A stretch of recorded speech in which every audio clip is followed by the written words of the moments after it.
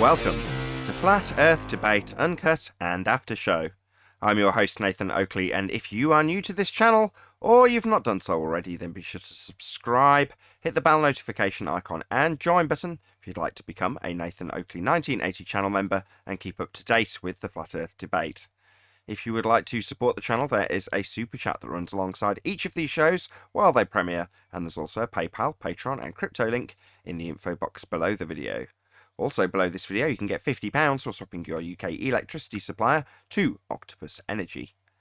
Speaking of Patrons, I'm going to do a quick shout out to all of you who do support me on Patreon. So a massive shout out of thanks and appreciation to Michael Kahn, Patrick Gunnels, Banter, Will Brax, Melby Styles, Troy Shuker, Bose Nail, Joseph Pizarro, Samson, Maris, Mobile Max 777, Neo the One, Lost Cat FE, Rob W, Open Minded, Reese Pound, Del West Watson, Mike, Muted, Dick Earth Skeptic, NA Literalist, Maria Nealands, Unbelievable Productions, Blue Ridge Ranger, Rob H, The Real Gabster, Windrider, Liam Nedrick Jr., Abraham Mohammed, Naibai, Adrian Quintana, Skeptic936, Life is Short, Fireball X, TheFlatEarthChannel.com, Texas Mike, Edwin Johnson, and David Wayne Foster. So another massive thank you to all of you for supporting me on Patreon. Now I'm going to hand over to whoever is in G Plus and Discord so you can enjoy their conversation while I set up for today's live show. It's a 15 megaton of TNT atom bomb. Interesting way to describe something, which would have its own units, its own joules, but... Just wrapping my head around what you just said, you're saying that they qualify in terms of how much equivalent TNT would have to be set off to produce the same explosion? Yes. I understand. So the qualifier is how much TNT? Yeah, the units, almost, aren't they? The units of an atom bomb are how much tons of TNT it is. I see. In processing that, I'm thinking, how would that be useful? Will it be useful when he's like, what's comparable? I'm like, that's non sequitur. Doesn't prove the... I kept calling it a chemical reaction, but nuclear reaction that's claimed to be taking place. You know, that doesn't prove it. And if I was to offer him an equivalent, I'd be like, well, it's measured in how much TNT. So what bomb are you talking about? Well, according to your rhetoric, it's this much TNT that would be the equivalent. So about that much TNT, I guess.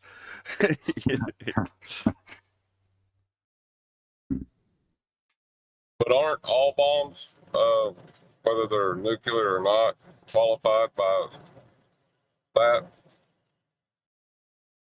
By what? How much TNT?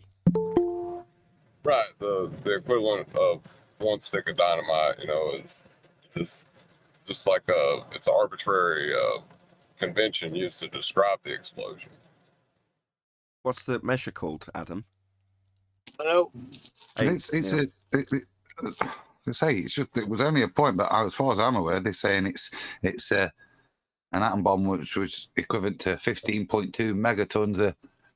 But it's just you're probably right, Paul. That there may be, but it's nonsensical that you would equate something of volumetric mass as if you could have that much TNT, maybe even. Do you see what I mean? And there is megatons. That's the issue. What I was trying to drive at was what's the measure. So it's megatons, and it's megatons of TNT by whatever equivalent measure they've given megatons when they're qualifying explosions. So the amount is megatons.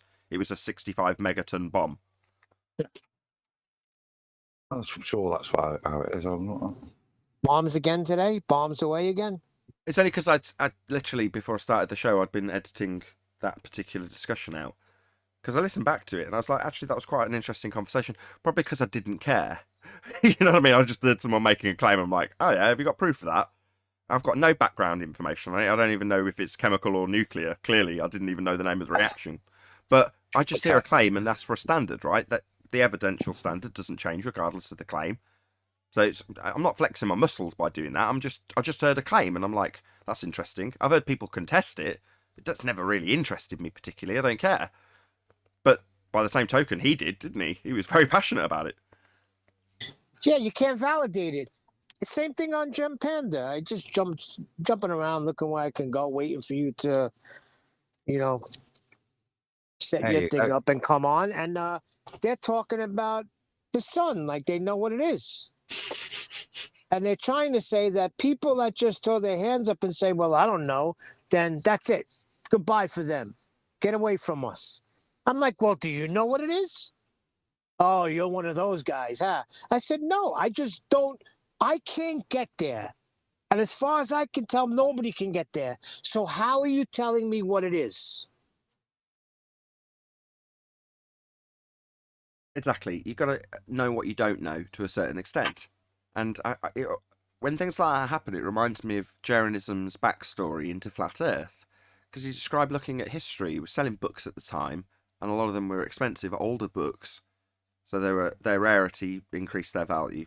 But he realised at a certain point he only went back so far. So he started digging into it, and he and his wife came to the conclusion that they'd have to start throwing everything out. Until one day his wife said, well, what about the Earth and the nature of the sphere Earth that's claimed to be beneath our feet? And his response, instinctually, was to say, well, that's a bit far. We'd have to throw... When we say everything, we don't necessarily mean everything, now do we? Well, do you or don't you?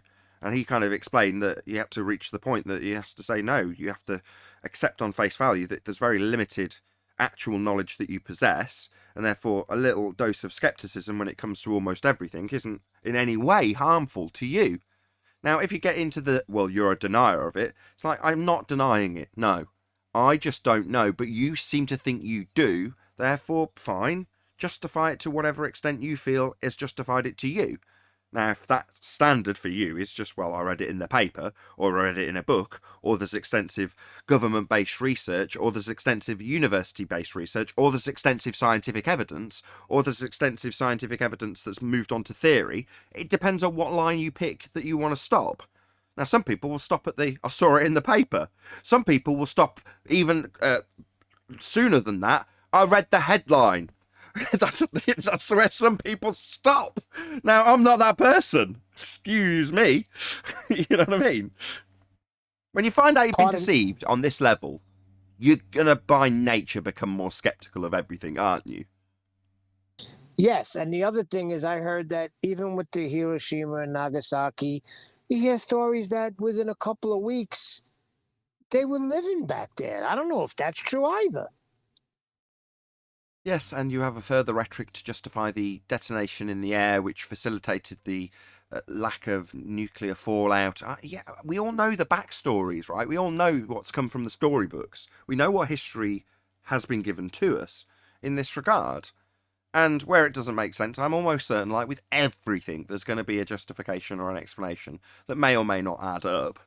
But the bottom line is, right, if this is something that just occurs, i.e. these chemicals, if they're chemicals, whatever, elements that come into contact with each other cause mass destruction, then presumably that can be observed somewhere in nature also. You know, is it most definitely a man-made phenomena, in which case, let's see them actually make it? Not going to be natural, not going to be scientific, but by the same standard, it's like, okay, but I haven't experienced this. Now, does that mean I deny its existence, that a man can or has made this? Or that it isn't something to be absolutely terrified about? And that's where we get to the nitty-gritty of really why it piqued my interest. Because it's somebody telling me you should be scared of something, isn't it? You've got to be scared of this. Yeah, it's a fear factor, and it's the fear element. Well, from experience, when that happens, I go on high alert. Oh, yeah? Why should I be scared of this? Tell me all about it.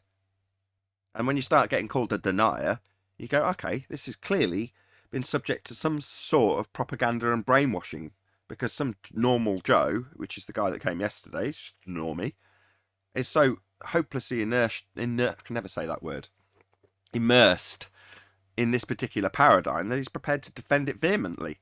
I mean, I couldn't give a crap, but you go, well, you want to be scared of it, and you want me to be scared of it.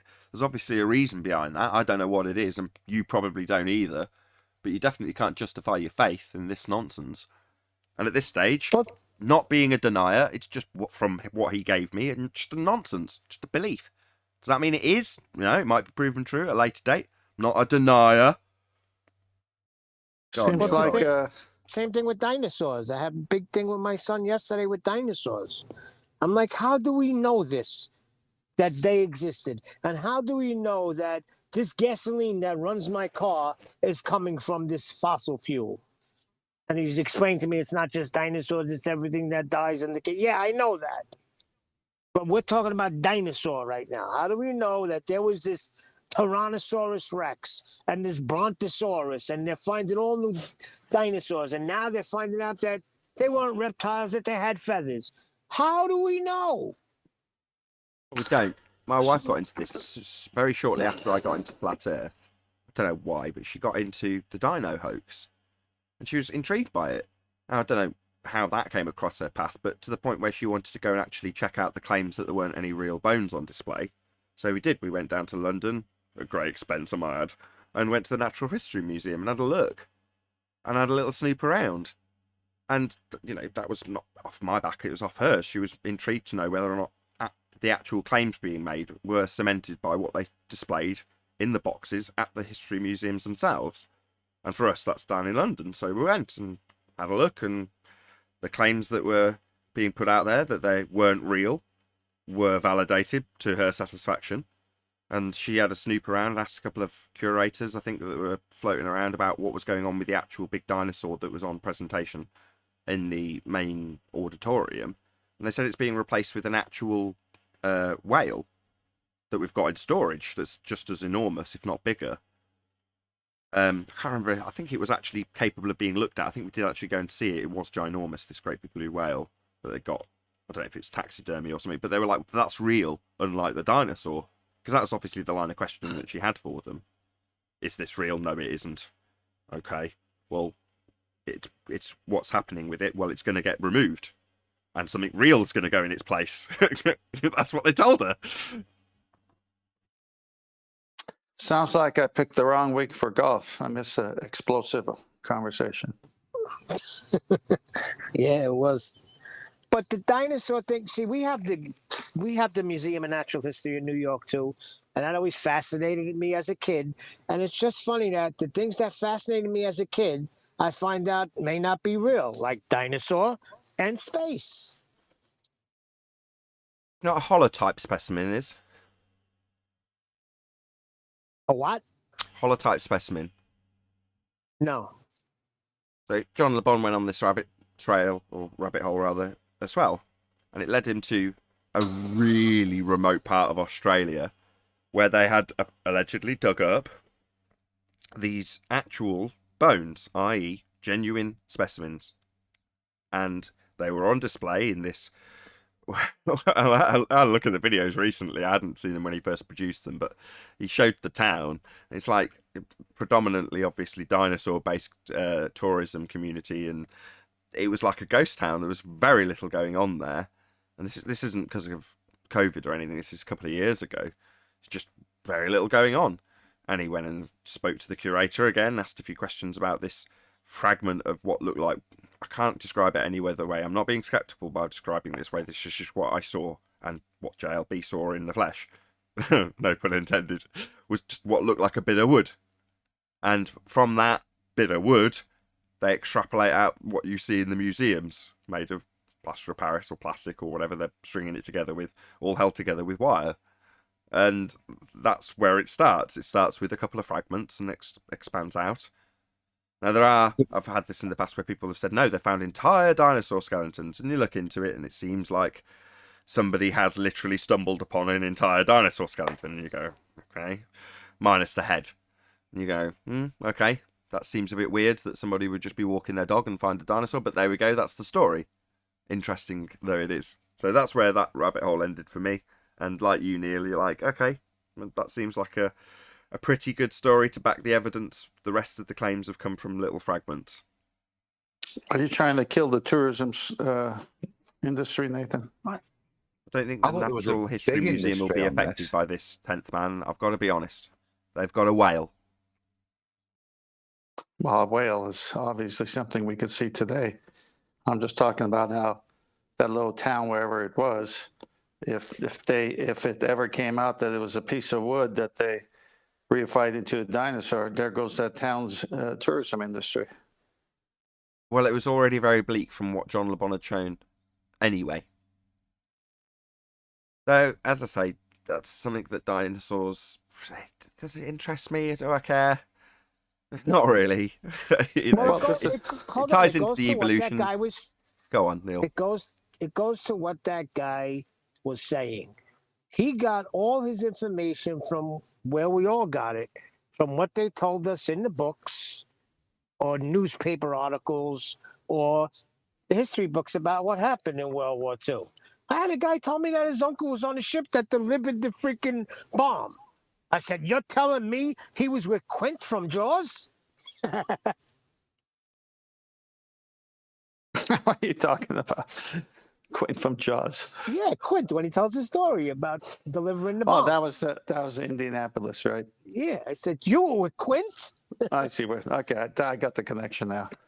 Well, isn't it all about deception? And deception is taking a truth and then deceiving you about it, so it's not. So you don't see that truth; you see the deceived version of that truth. You're describing the occult. That's what you're trying to drive at. Well, I'm just talking about my experience in life.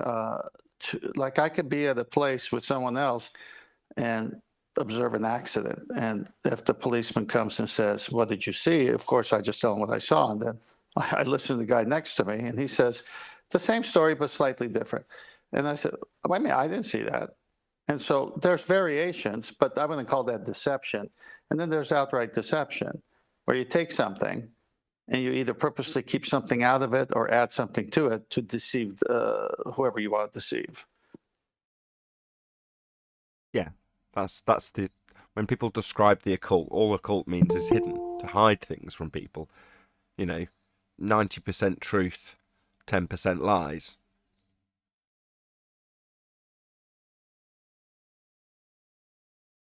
So any ballers, while I was gone, come up with good flat earth arguments like they've been doing lately?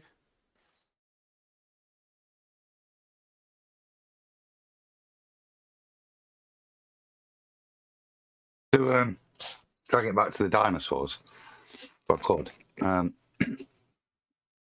There was lots of stuff. There's a massive industry in China where they use molds, taking collagen molds and producing all these things in a more bony looking way. But I just stumbled on this Chinese paleontologist uses leftover chicken and fish bones to build dinosaurs. So there's her and the team tucking into dinner and then washing the bits, putting it together. Smug paleontologist, and then at some point, there you go, look, that's her demonstrating her dinosaur that she's discovered or finished at lunch. There it is. There you go. Hi, lads. Yeah, hey, not so necessarily. You can have your dinosaur and eat it too. You can indeed. Not necessarily on dinosaurs, but there's been plenty of evolutionary hoaxes that have been exposed. And, the dinosaur, I'm not going to call it a hoax, but what we are now discussing, however you want to term it, is along those lines, right? It ties in nicely to the evolution story, which we know is bunk.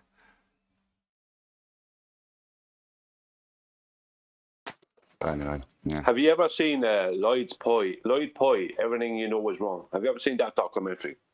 Lord Pie, yeah. It's very good.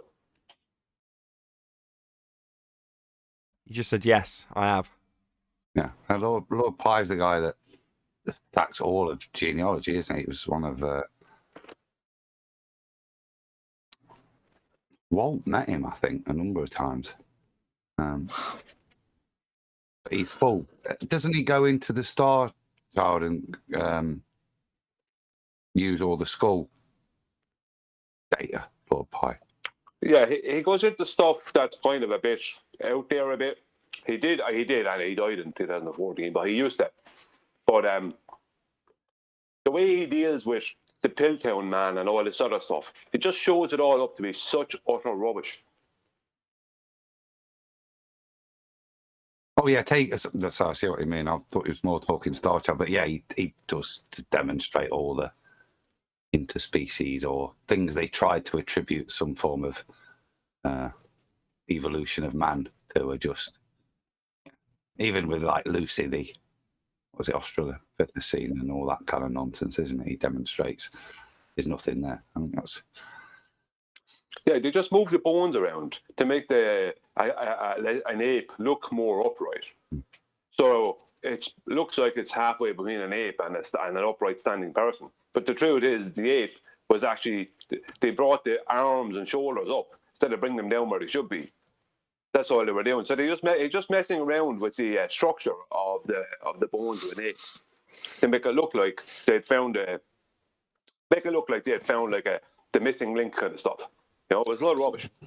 So basically, Brian, they were up to monkey business. Yeah. What's the basis of it all? What's the basis of it all? It's to try and make it like we just evolved and that we're not created. It's the whole attack on God. Yeah, exactly, Neil. It's always the same. Exactly, Neil. That's how I view it. It's just tied into the evolutionary nonsense. Therefore, you know, it's to be treated the same as when they expose some hoax. And, you know, in that regard, I mean, in terms of the evolutionary hoaxes that are well documented. Someone's always got a new missing link, right? Yeah. I just turn off the computer and refresh it, and it comes right back up. Oh, you're full of them today. You got a lot of catching up to do, huh, Ten? Well, look at that movie back in the early 80s, or was it late 79? Altered States. Did anybody ever see that? Where the guy goes in that tank and he freaking goes all the way back to the beginning and turns into a freaking Cro-Magnon man or something like that? Remember the name. It's called Altered States. William Hurt was in it. It's like a very popular movie. Yeah, it's so popular that I can't remember it.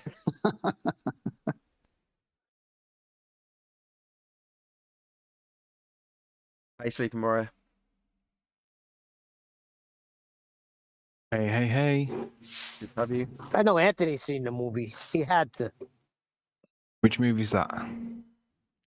Altered States. Nope, not for William Hurt.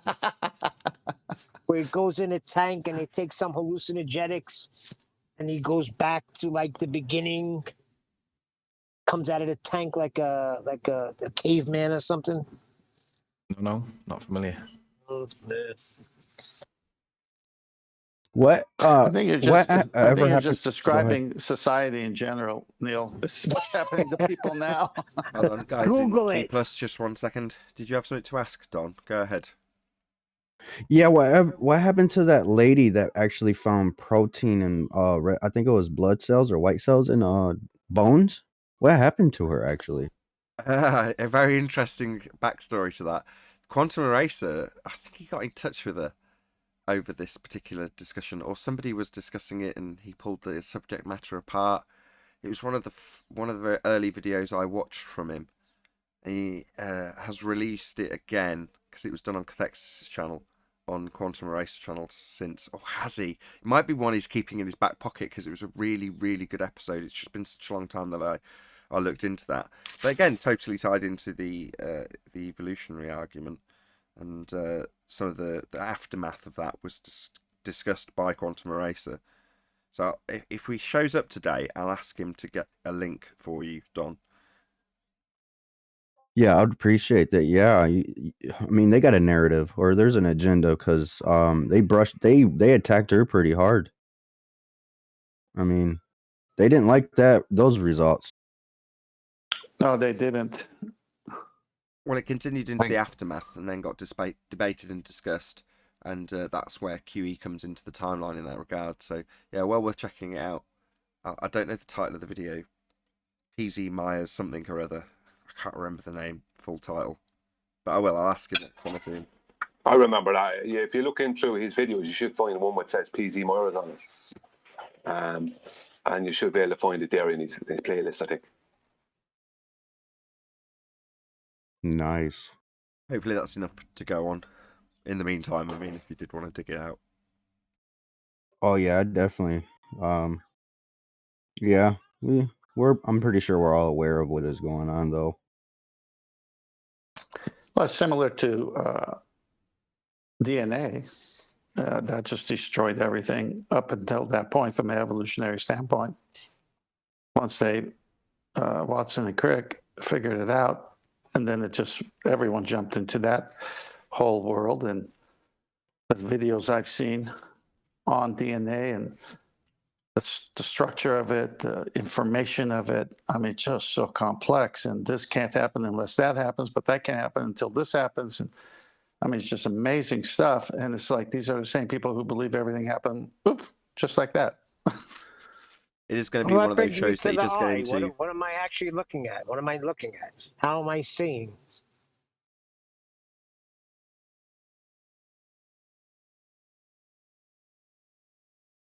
Thanks, Neil. You're wonderfully and marvelously made by the creator. Why, that doesn't blow your mind when you're like, how am I actually seeing this? No, the eye is an extremely complex thing. It could not just form by accident. Well, I was just about to say that, but Neil cut me off. So I was going to say, in the PC Myers show, or that video, I don't call it a show, whatever you want to term it as, he does Quantum Eraser does cover functional sequence specified complexity. So it's not like it's a light-going show. It isn't.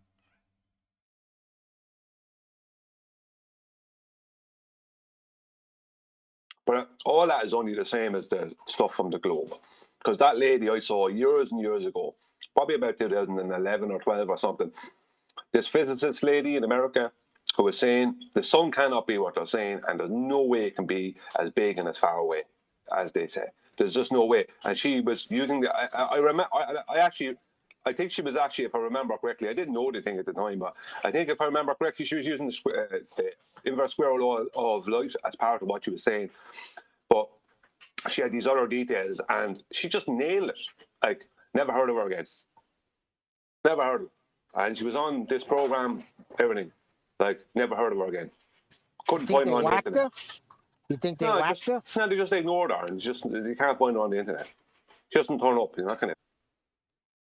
It was actually one of those that's segued into that lesson for me from Quantum Eraser in terms of debate, that is, which is to say that the use of fallacy and how people will debate, how they'll descend into atom, that's human nature. In other words, it's, if you look at it another way, which is how it was being put to me by QE, it's translatable into any subject you can relate to. In other words, you can spot a claim being made and spot a fallacy being used to justify it, then you can argue about almost anything. It makes no difference. And I think at the time it was that example with evolution, which is something I wasn't particularly interested in either, that was used as an example. And the fallacy that was being used as the example was denying the antecedent. If it's in existence together, it will be buried together. We find it buried together, therefore it's in existence together.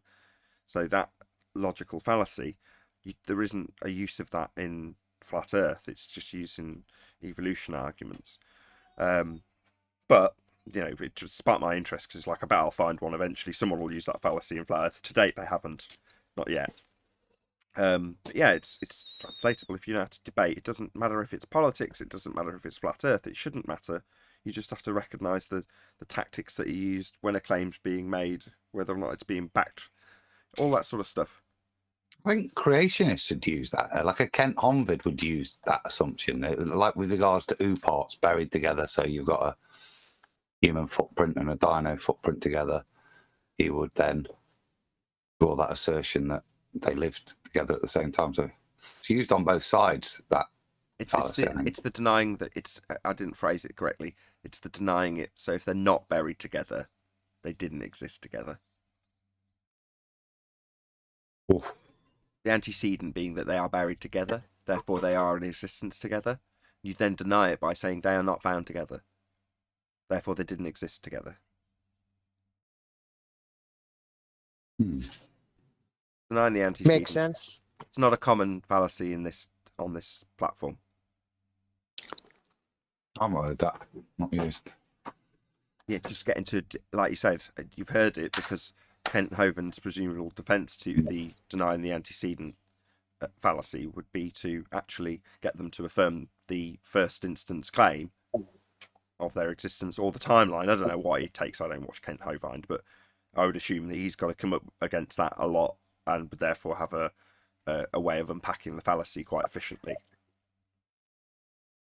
Well, I think my recollection of that is, and it wasn't from even Ken Hovind, it was just in that realm, is that evolutionists described a certain footprint as being a certain dinosaur. And then in the Biloxi River find in Texas, they found the man's footprint next to that exact type of so-called dinosaur footprint at the same time. Based on their findings, that's what they came to. And then you say, well, I thought these things existed before man. So how is it possible to have that footprint you said came from a dinosaur right next to a man's footprint? Whether it was a dinosaur or not, obviously it's not, but that's what they said. Well, maybe it was the giants, because weren't there giants on Earth? The Nephilim? They're in San Francisco and they play ball. What you've done is you've flipped a denying the antecedent into an affirming the consequent to rebut it. That doesn't work either. I've got enough time to get into this. We've only got a couple of minutes before the live show starts. The Bible says there was giants on the earth. All I'm saying is maybe those are the dinosaurs that people think that they have discovered. Maybe they're whales. The giants relate, I think, to humanoid form giants. When they talk about, it's things like, I think, is it the Leviathan 10th, and there's a few other words that would fit. Yeah, one is describing, I believe, a land-based. I can't remember. The other one is ocean-based. Yeah. But it's a description of two large types of animals. And Christians jump on it. Yeah, Christians jump on that scripture and say, see, it's in the Bible. There were dinosaur. Yeah, but they can't even get the parables of Jesus right half the time. I think knowledge and the Bible don't contradict if you just understand there were animals that are now extinct. Yeah, in the Bible. Exactly.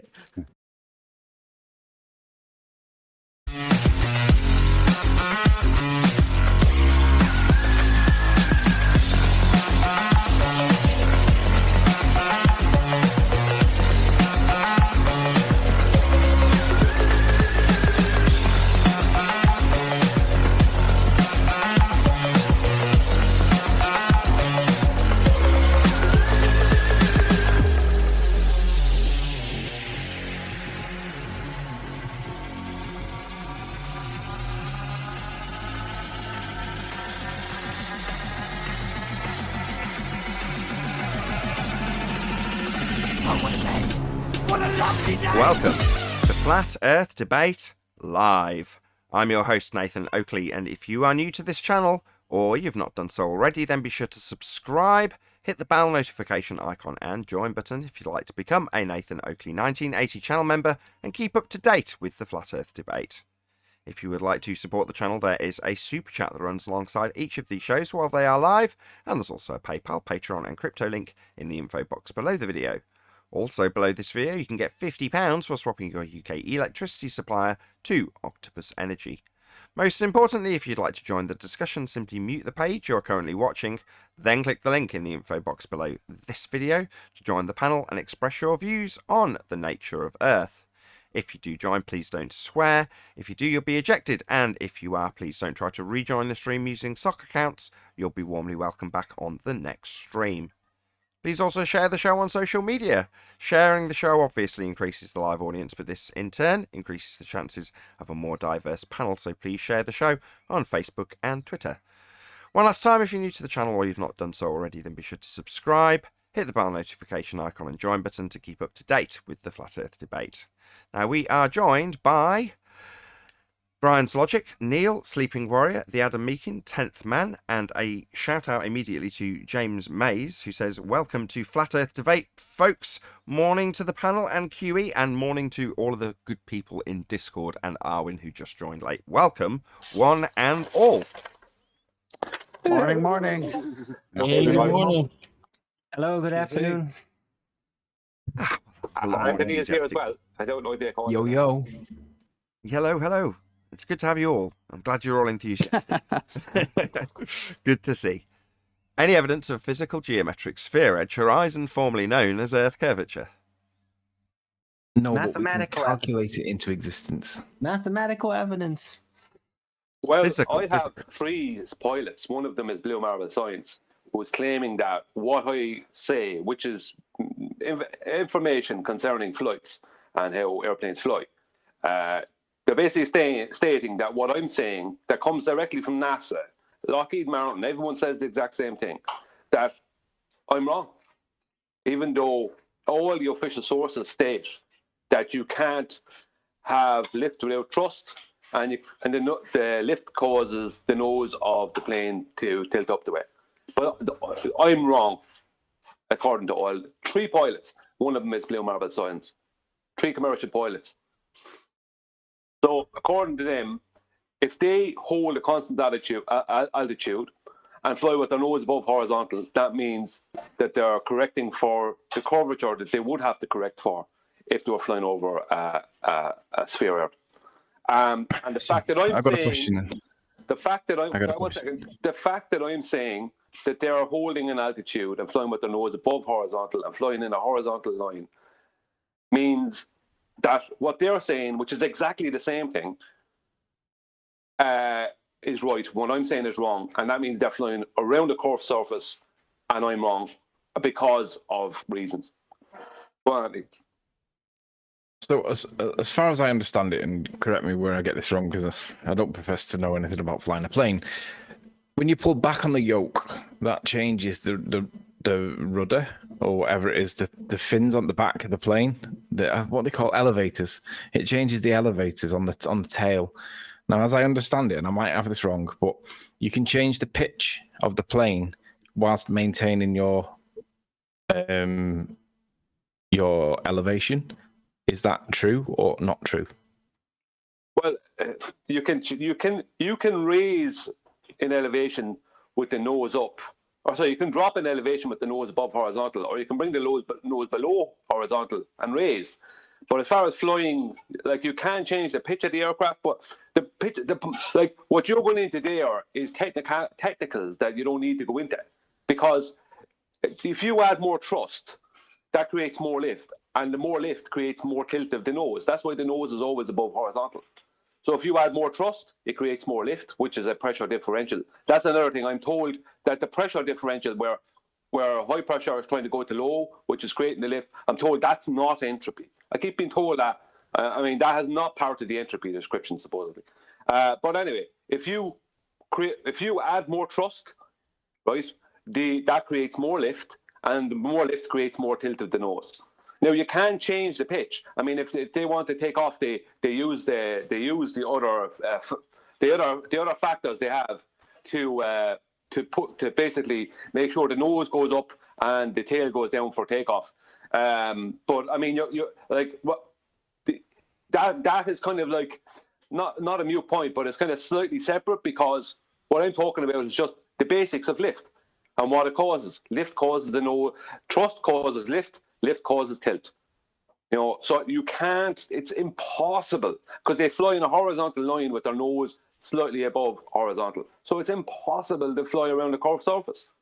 Their only claim is that they hold an altitude. So what? If that altitude is equal around the surface of a globe, then you will have to correct constantly for the curvature.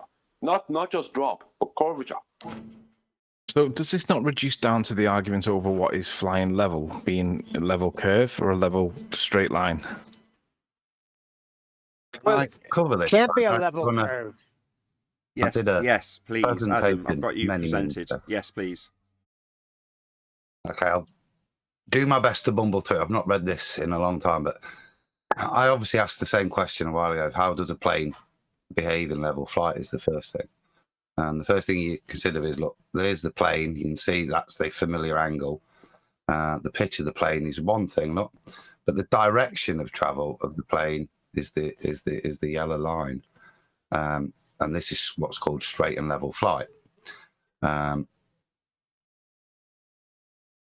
Straight and level flight is kind of, let me switch the slide. There we go. It's achieved generally, and when I did this, it wasn't these little planes I was researching. It was a passenger plane. So what I then did, the data analysis with an accelerometer on. But a straight and level flight is described as generally the plane's at a 2 to 3 degree upward incline. The nose never angles down during flight. Altitude is lost generally by reducing this angle a bit or reducing speed, which decreases the upward thrust also a little bit. Basically, a slight tilt backwards is usual for normal flight. Now, I took a load of data and accelerometer data on the middle hour of a 2-hour flight and recorded it, and it showed nothing. It was between 1 and 3 fluctuating, or 1 and 4. But it never went into the negative. It never went and tipped over. Now, the reason Brian's describing that is it's important, because if we're flying a plane across a level plane, everything's absolutely fine. Nothing changes. And I'm going to use the term direction of gravity, i.e. what is down. If we are flying in a straight line path vector generated by the gyroscope within the plane, then that is a straight line vector. And that's what the plane's flying on. Now, underneath the plane, on a flat plane, you'll see, look, as we go across the surface with the vector there, the vector's one way, and down at the beginning of the journey is exactly the same vector as down is in the middle of the journey and down is at the end of the journey. If we are on a curved Earth, then as we begin the journey, at the end of the journey, actually the direction of down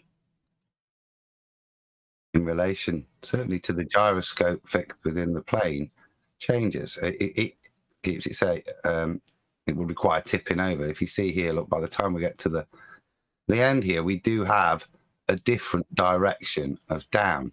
Now this would have to be, as Brian's saying, would have to be compensated, and after 1,000 kilometers, the angle of direction of down would have changed 9 degrees. So what would that feel like to the passengers on your ball Earth as you're traveling? As they go, look, there's a different direction of down, but we've defined via the gyroscope in the plane that this is a straight line vector the plane is flying on. So it is not changing its orientation. What's changing underneath is the Earth. Now, this plays out in a number of impossible, nonsensical ways. That being, you can either feel that the passengers would be tilting back in their seat because the plane would actually start to take a realistic position, like with the yellow arrows, across the ball Earth.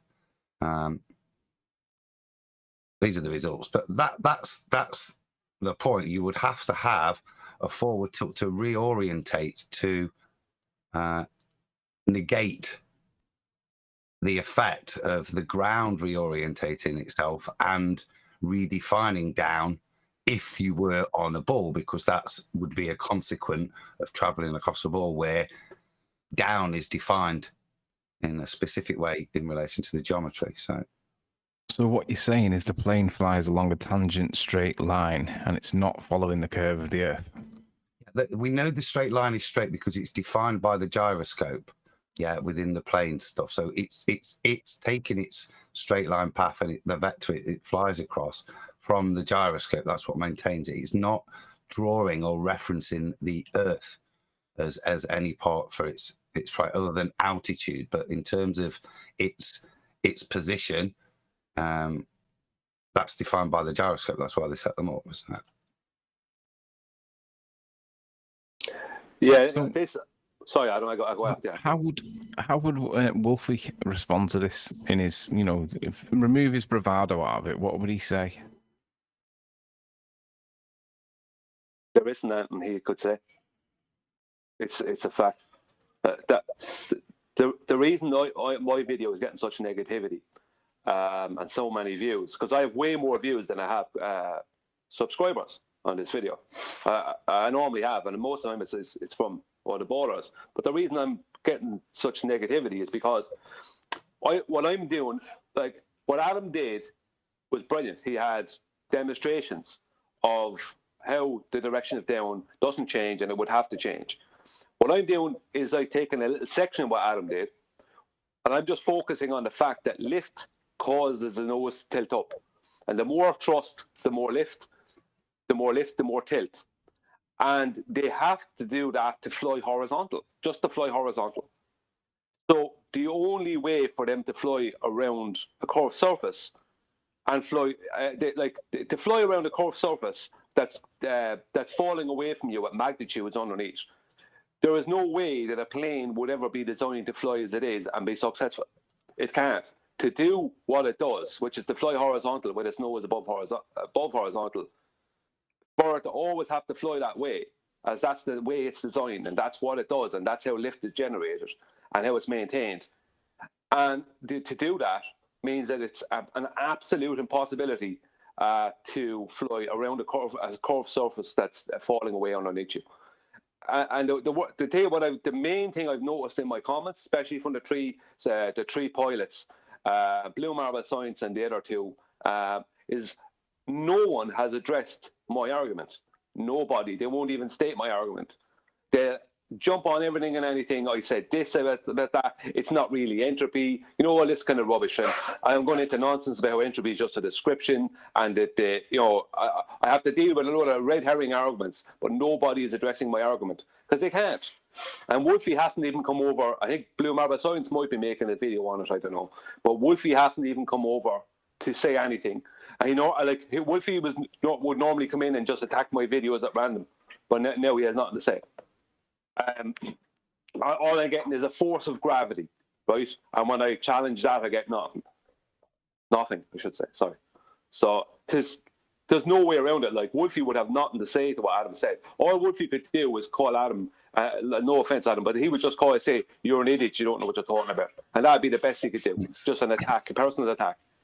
I've gave this presentation, Brian, to two sets of pilots. One was, it was quite weird. I was taking a flight to Italy, and I'm kind of finishing it up, and there was a flight enthusiasts club, and I'm a bit more aggressive flat earther back then. Go flat smacking people for no reason. So I've presented it to them, and they're like, "Ooh, that kind of response." But the actual pilot that's taking them up was like, "Might have a point there, lad." And then the second time was actually on a flight. I always get extra leg room, and the seats are in threes. So I'm sat with the extra leg room, and the bloke next to me is a pilot. So I'm just chatting to him. He's flying over to pick up a flight the other side. So I said, "Would you mind looking at this?" And he went through it, and he says, "I haven't got an answer." So I think I would argue that honest pilots say that. Bloody hell, that's actually profound. I've never thought of that, and I don't have an answer for it.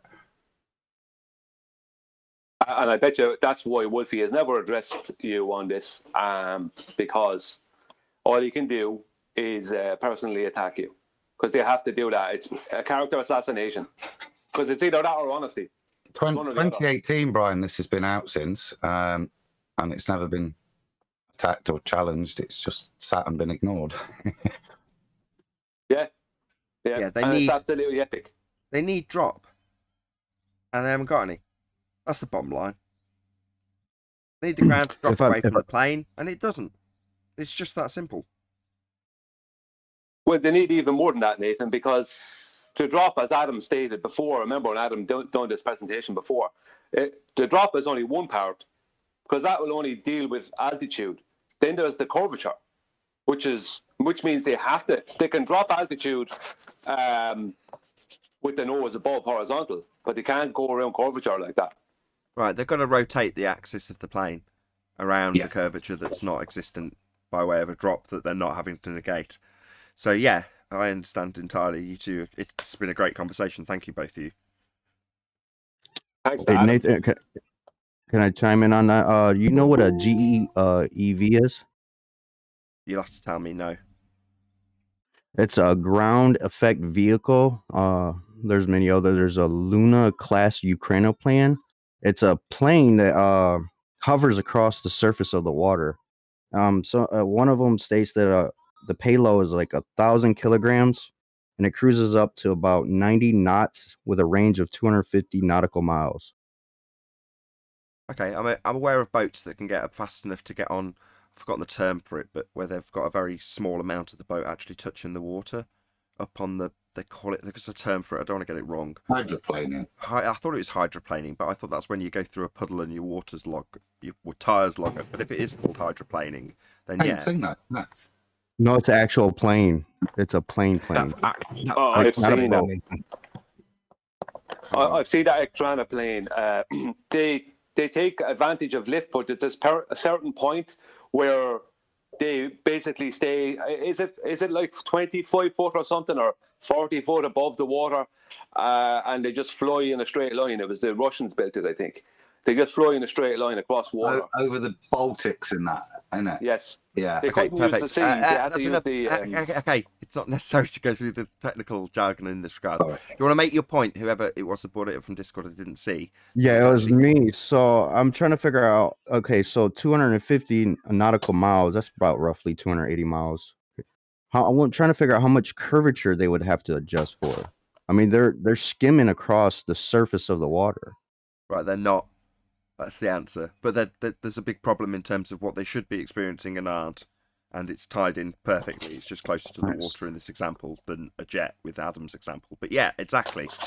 Good point. It's 0.01. So it's not curvature they're experiencing. It's angular realignment of which way down the vector is going that they should have to compensate. You can compensate for the height easily. As I say, just trim a little bit of speed off and you'll lose thrust and you'll decrease in altitude, so you could affect the drop without this, but it's the angular change. And that, so what was the distance you said?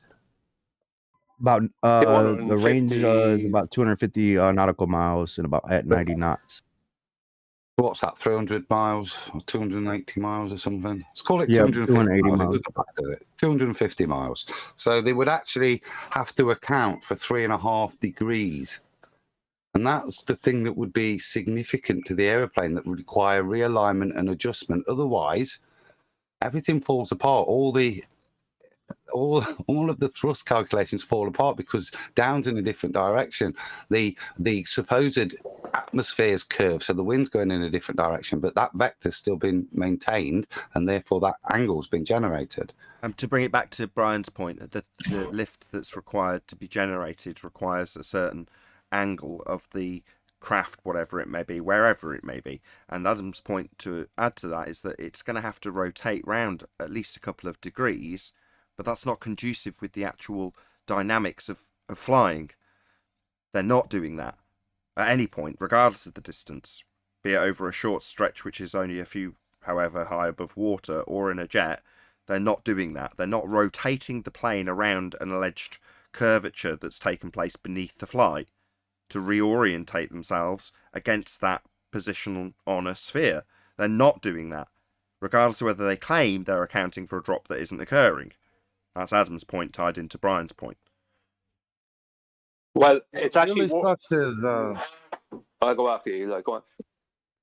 No, I was just gonna say what really sucks is like this is taking my mind to, well, what about thrust in space, right? And then I was like, oh, that's right. They'll just say there's some kind of weightlessness, which is why this is possible. And then, you know, some other mechanic. And I'm like, well, that's the trick, that without this word gravity, there would be weightlessness. And there's like, so it doesn't even allow you to think about a real situation where you'd have this heavy ass rocket that's obviously way denser than no medium. And then it'd never get a chance to ever do anything in no medium, thrust or nothing. We think about that because we're like, oh yeah, without the earth or the mass, everything is weightless anyway. Yeah, but you're arguing in Narnia. Correct, Neil. Well, no, that's what I'm saying. We have, that's what I'm saying. they've hijacked our thinking and saying, well, if it's not gravity, then you're forced to think about a world with weightlessness, from which you have to create the reason that things would stick to the floor. But that's gravity as a force, that's the problem they have, because gravity as a force is out of date since 1915. Whereas that's not theory of general relativity. So they're screwed with that anyway. But what I was going to say just before the point is lost, we'll come back to what Elijah's talking about, because that's also interesting. Is one of the things that one of the pilots was asking me, is the pilot kept on saying to me, according to you, we'd have to keep on adding trust. Where would we get all the energy?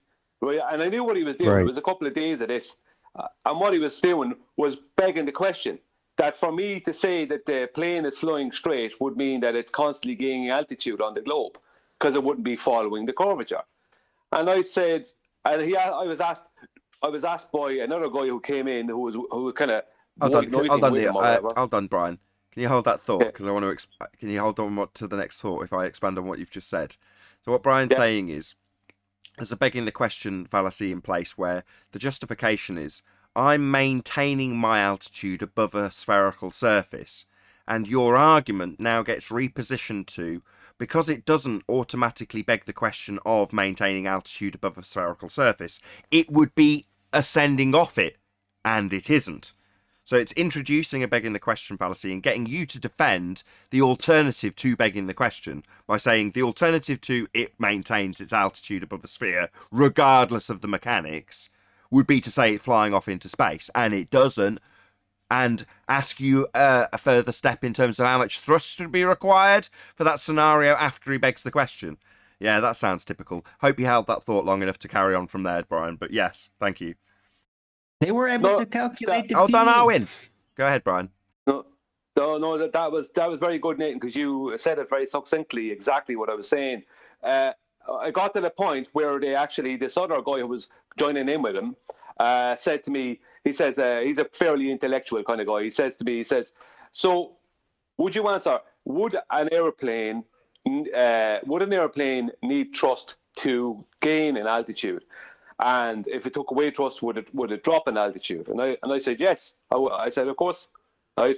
And they said you just debunked yourself, right? I said no. You know what I mean? I didn't actually say no. I just left them off. I only disagreed with them today after about 4 days. I just left them off. They were begging the question all the way. But what they don't realise is the fact that the plane is holding a constant speed and a constant altitude, and it's not accounting for down, the change in the direction of down. And lift makes it impossible. You can't fly an airplane horizontally. You can't fly an airplane at all without lift. And lift means that the plane's nose has to be above horizontal to fly at cruising altitude for any length of time. It can't, like if you dip the nose below horizontal, it messes with things. It doesn't fly. You can do it, obviously jet fighters and everything that do it, and you can drop altitude that way, but you're just going to end up heading towards the ground. You're going to have to straighten the nose out again. But they've been fairly crafty, because they've said to gain altitude you've got to add thrust, and therefore to descend you've got to lose thrust. And therefore, if I assume, and this is where they're begging the question terminology comes in, that I am maintaining a level altitude, they're not actually saying maintaining my altitude above the sphere and just negotiating the drop mandatorily without me doing a thing. It just does it automatically. It just maintains level flight. Because that's what we do. We maintain level flight, and we assume that maintaining level flight is following the curvature of a sphere. Therefore, the antithesis of my begging the question is to fly off it into the space vacuum that I'm going to assume also and never mention. And when you say that I'm not descending and decelerating, losing thrust to negotiate my begging the question drop that I'm not experiencing because I'm quote unquote maintaining level flight. Well, maintaining level flight means you're maintaining level flight, and they're supposed to be drop. So they managed to weasel in your their begging the question fallacy and negate any defence you might have about them having to have drop, because they're just claiming, I beg the question that level flight is actually curved. It's moving around a sphere. But they just don't mention that. They don't tell you they're begging the question. You've got to spot that maintaining level flight. It's like, well, that's my argument. Yeah, they're not going over any drop. And as Adam would put it, they're not rotating to account for that either. And as Brian would say, they're nosing up the whole bloody time. So there's no drop involved in any of this, but they just beg the question and say, yeah, it's level around my sphere, I assume. Exactly, Nathan. What they're doing is they're actually, the reason I didn't address it for 4 days, I knew what it was and I didn't address it, but I kept on getting more and more of them asking me the same question because they were following this pilot's lead. And I didn't address it, but the reason I didn't was because I kept on saying, address my argument, because what they're doing is, it's a reversal of proof fallacy, because they're trying to put me into how come you're not constantly adding trust. This is what they're trying to ask me, why the pilot wouldn't be constantly basically they're saying, according to you, the pilot would always have to add trust. Whereas the real argument is, my argument is, they, to even just account for just drop alone, and this can only be for a part of the journey, is they have to constantly be pulling back on the power, which they don't. This doesn't happen. Yeah, well, they're keeping you on the ball. That's it. Yes, hold on, Brian. Yes, Neil, exactly. They're keeping him on the ball, so you have to ask what they mean by level. Level flight, you say? Level? Yeah. Right, constant altitude then. Yeah, constant altitude against my sphere. Force them to beg the question by declaration, and then laugh at them. Oh, right, so level means round a curve. That's not what level means. When you're maintaining level flight, you're not maintaining around a ball mandatorily dropping without having to account for any drop, and reversing the burden of proof and telling me that I've got to justify why you're not reducing the thrust to not account for the fact that it's not dropping, because level means it's dropping automatically. It's like, yeah, they convolute it in such a way that you've got to defend something you haven't actually claimed. What, I've suddenly in a position where I've got to defend a claim that you'd be accelerating off into a space vacuum? That's not my claim. Level flight. Well, that's level. Where's the drop? Why aren't you rotating around a sphere if you travel a vast distance? None of those things get addressed. It's just, why aren't we accelerating into space then? You've debunked yourself. No, I haven't. Earth's flat, level flight. Level. Yeah, but that's exactly. They're just switching the argument back onto me, and that's why I had to avoid it. I avoided it for 4 days, and today I just threw it out there. I just told them, no, you're just begging the question. Address my argument, or stop wasting my time. Because that's what's going on. All I'm getting is personal attack, and people not addressing my argument, and people trying to reverse the argument, because the argument is very simple. The aerodynamics of airplane flight proves that the airplane needs lift, and lift causes the nose to tilt above horizontal, just for the plane to fly horizontally. For the plane to fly in a horizontal manner, it has to have the nose above horizontal. That means where is the curvature and drop accounted for? It's not. Well, that's why I never liked that argument when they say, well, if you were on a sphere, if you just kept flying, you'd fly right into space. No, because then you're right on the ball Earth with them. And it's on the front page, isn't it, Brian, right? It's on the front cover. What is level flight? When you're maintaining level flight, what is that? Well, they've hide the dirty detail in the title. So level flight, you're maintaining level. Right, to tell Brian back to that, if I may, the GEV, right? In the description, it says typically it is designed to hover over a level surface, usually over the sea, by making use of ground effect, the aerodynamic interfraction between the moving wing and the surfaces below. Some models can operate over any flat area, such as frozen lakes or flat plains similar to a hovercraft. Exactly. They use the same exact instrumentation as an airplane. The same instrumentation. Like any of them that would, even if someone like the Plan or whatever it was that was around some years ago, like that wouldn't have had, let's say, a ring laser gyroscope, but it had all the other stuff. You know what I mean? It had gyros, with all the normal stuff. I wouldn't have had maybe an accelerometer, but what's the difference? I mean, one of my more recent videos is called Horizontal Mean Sea Level, and that got a huge amount of hate from the ballers because I pointed out what mean sea level was, and I showed how it's just an average in different places. And mean sea level for me and for someone else is not the same place. It's not the same thing. It depends on the tides. And I showed what it all was. and it's only a very simple video, but it takes away what they want to believe is level.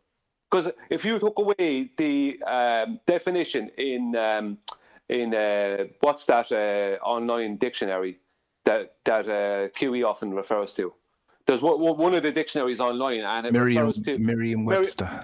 Merriam-Webster. Way down the page, it says, I can't remember verbatim. It's like level is conforming to the sphere, a curve, all the curve of the earth, or something like that. And it's just one, and then it contradicts itself above it or below it. It contradicts itself. So it's a nonsense. But without that, they actually have no other definition anywhere officially on the internet without that one little bit that's way down the page that states anything about level having anything to do with the center of a sphere. And if you look into what mean sea level is, that is nothing to do with the center of a sphere. All elevations are taken off of mean sea level, the local mean sea level, which is different everywhere because tidal effects are different everywhere. So the whole it's all these different averages. Then there's an average world mean sea level, but so it's all just a load of averages. That's all it is. There's none of it has anything to do with the center of a sphere. Nothing. And that's why surveying take all their elevations off a mean sea level, local mean sea level. They don't take anything from the center of a sphere, of an oblate spheroid. Sorry. I just got a super chat from Godzilla37. It says the ballers have run from their model for years now and are still not in space. They should be there soon. Thank you very much for the super chat, Godzilla37. But they actually are in space, because that's what they're talking about a lot lately. When you go there, they're talking about space and astronauts and where they're going. That they got a rover on Mars with a helicopter. Come on. I heard the word curvature used. How would we measure curvature? Well, we're waiting to hear that. We're waiting to hear how they supposedly measure it with years, but they never did. They only show how they measure flat, and then convert mathematically to globe. They start off with a pre-assumption. No, they just start off with a pre-assumption, John. The zenith the surveyor takes is brought to the center of an oblate spheroid WGS80 globe mathematical that's the assumption. Yeah, that is the assumption. Yeah. Zenith. Well, when they say zenith, they're presupposing that zenith, that's a plumb line, if you like, going straight through your head. That continues along the radius to the centre of a presupposed spherical Earth. That's what their zenith is. So they take a zenith and they go, right, okay, here where I stand, here's my zenith. Right? Let's look up in this datum where that is. Now, if it's a North Pole centred datum, you'll be pointing off here in England at whatever. How many degrees are we off? I don't know what degree we are. I should really know this. It's terrible, really. Anyway, pointing off at, let's just call it 45 degrees. I'm somewhere wherever 45 degrees is on a presupposed spherical datum. And that means that I'm sticking down at that angle on that particular part of the Earth. Now, obviously, because it's, for them, only referenced from the top. The datum doesn't, but you're referencing it from you being on the top. That's how gravity works, according to them. So you've got all of these assumptions in place. You take your zenith, and then you look it up on a sphere datum. And once you've done that, you then apply the actual measurements using Euclidean maths. So you're measuring it flat. Now that flat measurement you take after you've assumed a zenith to a presupposed spherical Earth centre is going to be called a tangent. That'd be its tangent to the sphere. Plane. The surface you're actually measuring. So the geodetic surveyors are going to measure a tangent plane. Plane because it's flat, tangent because they're presupposed to spherical Earth. Well, I was going to say, if the horizon's claimed to be refracted, then how can you have a tangent that doesn't make sense? You can't. We've debunked all of this with the black swan. They require a physical geometric tangent point to be the edge of your view into the distance. So if you were to hold up a basketball and you were an ant a millimetre above it, as you looked out, what you'd see is the edge of the basketball blocking things that would be on the edge of the basketball. That would be your view. That would be a geometric tangent point horizon for the ant on a basketball. Now, for us to be on a bigger equivalent of that basketball, we too would have a physical, geometric tangent point horizon like the ant on a basketball. It would be a physical limitation to our view into the distance based on their claim we're on a sphere 3959 in radius. And if we were on a sphere radius 3959, then every distance to that geometric limitation, tangent point horizon, could be no more than 1.2 times the square root of the observer's height in feet. That is the geometric limitation based on you being on a sphere. Now, when we demonstrate that the limitation to our view, that would be the horizon, is beyond that which would be experienced by an ant on a basketball as a physical geometric sphere edge, then you can rule out us having a geometric physical limitation in the form of a horizon, i.e., or ergo, the horizon is not the edge of a sphere blocking our view. We don't have a tangent point for a horizon. It cannot be used to measure sphere. Every assumption of a sphere is based on that predication that you can measure its geometry. And you cannot. The horizon is not the edge of a sphere. The horizon is not a tangent point from a sphere to derive any geometric R values from. We do not live on a sphere. The Earth is obviously and observably and measurably flat. Yeah, that's what I was getting to. There's no R value. That's no way to measure it. But it doesn't exist. No. Does that mean we've finally answered one housekeeping question then? Well, we've only asked one so far on the show. Any evidence of a physical geometric sphere edge horizon formerly known as Earth curvature? And the answer is no. Next. That would have been my fault. No, that's all right, Brian. I've taken a slightly different stance with the housekeeping questions, which is previously I've said, no, we've got to rattle our way through them so that any newbies that come... We're not a newbie show, are we? Anybody who's recently subscribed and you're under the misapprehension that you can come here as a newbie and go, yeah, I get it. There's going to be stuff that goes over your head. The longer you stay tuned... This is me encouraging people to stay tuned, right? Stay tuned, because there's more to discover as you stay tuned. But it is true, you know, we do get repetitive because this stuff doesn't necessarily sink in the first time you hear it, especially if you're talking about what we were discussing in the pre-show, functional sequence specified complexity. When you come to subjects like that, you're going to need it 10 times. So yeah, but it's not base level stuff. Paradigm changes from heliocentric to flat. Those are dealt with by people like Mark Sargent, and I'm not knocking him in any way or belittling that process. If anything, it's far more popular than what we do here at the tip of the spear. So, you know, when it comes to housekeeping, I'd rather Brian extensively detailed a circumstance in regards to the physical geometric sphere edge horizon, the drop that would be assumed in terms of the flights, the angle of attack of the plane, the lack of rotation that Adam's detailed since 2016. All of these things are worth discussing for anybody who's come here that's not necessarily a newbie. And I would assume that most of the audience aren't, actually. So I think they've, you know, based on the amount of people that have recently subscribed, thanks to Taboo Conspiracy, Russian Vids, Mark Sargent himself, and everyone else who's got smaller channels like Paula, like Brian, like Flatzoid, like even Chemo. All of those people have bought people who are aware of this subject. They wouldn't be on those channels if they weren't. So they're going to enjoy these slightly more advanced discussions that you're exploring with the fundies. And honest, Brian, say I didn't respond to their begging the question fallacy for 3 or 4 days. You know, it's like, why disclaim that other than to say that you're processing this stuff in real time and dealing with a load of what you've actually detailed, which is a whole bunch of people who've got behind the grand master of this argument and gone, detail why you're not increasing thrust, detail why you're not increasing thrust. You're just detailing... You are now contextually now just detailing how they have approached this as the sheep that they are. They follow the master right through the fence or through the gate, and that's all they're doing. Meanwhile, you've taken your time, you've not responded, you've not bit the bait, and then just accepted for what it is. The argument is a begging the question fallacy. It's been repossessioned with a burden of proof reversal fallacy for you to justify something that stands with their begging the question fallacy in place when you answer their request. It's totally unreasonable when you pull it apart.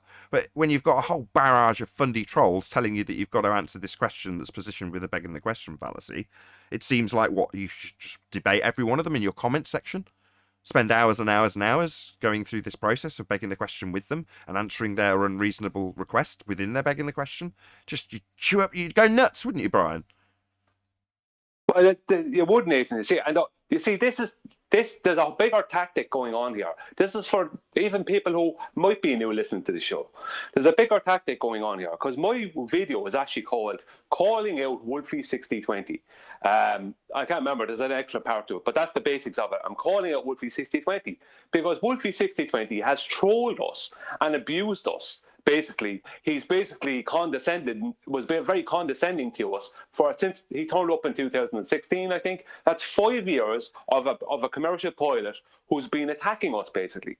Now I'm calling him out on this very, very simple thing to do with airplane flight or to do with flight and lift. It's a very, very simple thing, but it's very, very honest. Anyone can understand it. Anyone can look it up, and it's stated by NASA, Lockheed Martin, everyone.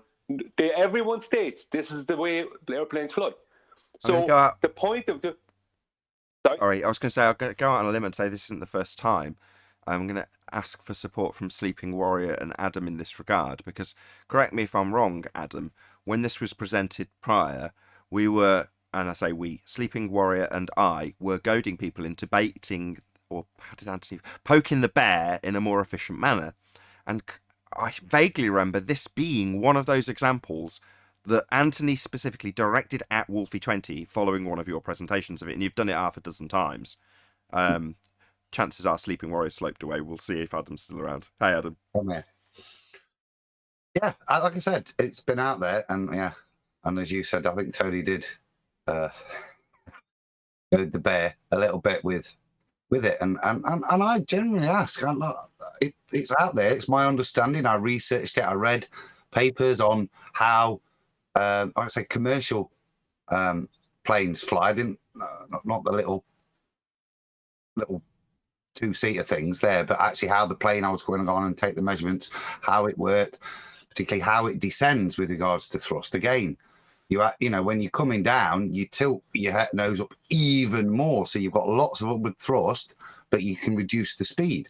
You know what I mean? So that's how a plane works, and that's why it sits there. And I still wait for someone in the flat Earth and the ball Earth side to challenge it. But like I said, I've presented it to genuine pilots face to face. You know what I mean? And not had anything other than bloody hell. And we've had not even standard ball a week attacks on it, to be honest. They don't seem to want to touch it. Well, it doesn't help. It doesn't help. It doesn't help when you've got people like Sean Hawkins that try and. Not only does he not understand the burden of proof, he flips it like he's basically dumb. The claim is that we live on a sphere and the Earth curves. That claim needs to be substantiated, and we're saying there is no evidence for it. When it requires evidence, it's them that's got to prove their claim. It's not us that needs to debunk the assumption, and there is no benefit of the doubt given. They've got to prove their claim. And when we say, hey, there's an issue, they've got to present the evidence. It's down to them to present. You've got people on their side that are pushing not only the burden of proof reversal, but they're deliberately confusing the claim. The claim is that we live on a sphere. It's them that's got to prove it, not us that's got to disprove their story or rhetoric. They've got to prove it. We don't really have to do anything, just ask for the evidence. Precisely. That segues nicely as we're not near the end yet, but it's middle of a live show and I've already plugged it in the pre-show. But I've just been editing that exact scenario, but with WMD versus FED, which is the title of the video. You've got somebody who's presenting a claim. It's a positive assertion. I don't really have to do anything other than say prove your claim. Now, it doesn't matter if it's Globe Earth or WMD or anything else for that matter. If you've got a positive assertion, it's down to you. You're the bearer of the burden. That's it. You set about proving it. Or you just have somebody sat across from you going, I don't believe you. Interestingly, I was watching Friends yesterday, My wife's got well into the Friends since the reunion, and one of the episodes you've got Phoebe questioning Ross on paleontology and asking him, no, is that what he is? Is he a paleontologist? Yeah. Yeah, paleontology. And basically, she points out to him that he's got a belief system. He says, in this box is a box of scientific facts. And she pulls it apart in a very light-hearted way, gets him to question his belief and say, okay, there's a small chance that's not actually true, my little story I gave you to convince you of evolution. And when he questions it, she says, oh, God, that was so easy. Just to get you to question your belief. That's how it was left, with her telling him that just by asking a few careful questions and saying, no, I don't believe that, left him with the bit of doubt that she could leverage to say, this is a belief. Starting off as a box of scientific fact, I might add. Not science in the slightest. Could I just finish off what I was saying a minute ago? I'm not trying to bring it back to that, just to finish what I was saying. My video is calling out Wolfie 6020 because of all the times that he has been called out and ignored it, because of all the things he has said and attacked us with, right? All these begging the question fallacies, all this nonsense like EQ mount telescopes and the eclipse and all this other rubbish, equinox, etc. I state it's put up or shut up, Wolfie. Either bring up the evidence that shows that you account for drop and curvature of your globe Earth belief, or go away. And what's happening at the moment is I have a load of people who are basically trying to find some weakness, and that's what Wolfie will come in and attack me on. But Wolfie's sitting back watching everything, I can guarantee you, and he's waiting to come in and attack me when someone else has found some kind of a loophole. And that's all these people have been trying to do, is find loopholes. And that's how desperate they are. None of them have addressed the argument. It's all trying to get me to address their arguments, and they're begging the question fallacies and all their rubbish. And it's all reversal of what's going on, because they can't address that argument. Because it's their claim they're flying around the globe. It's their claim it is a globe, and they are never addressing that. It's always trying to put it back on us to go into their begging the question world and reverse that. We have to somehow account for all their belief. That's what it is, isn't it? It comes back to they have a belief and they won't let it go. Can you blame them though?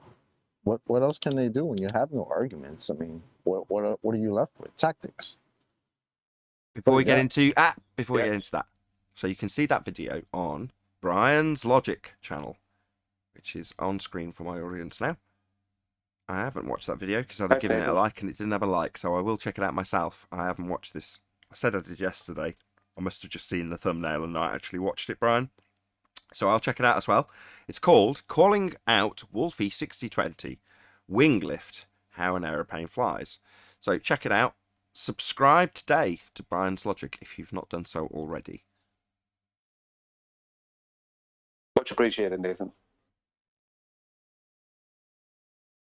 So yeah, I don't mind. We've covered one housekeeping question. Brian, you're now on 33, so if someone could help that out.